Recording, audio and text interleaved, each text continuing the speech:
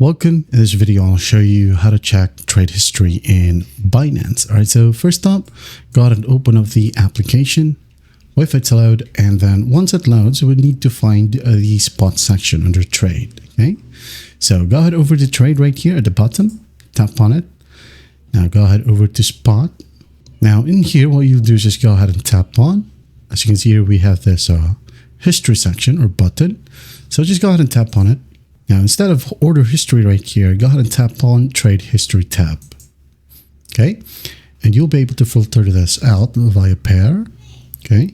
Could be just BNB or BTC or whatever you want.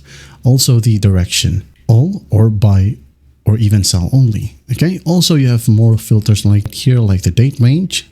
It could be a month, 6 months, or even custom. Okay. For example, 2025 up until 2026 right here. To date. Okay, and once done, just hit on confirm and you'll be able to see all of your records right here for your trading history. That's basically it. That's how you check your trade history on the Binance app. Well, I hope this video helps and I'll see you in the next one.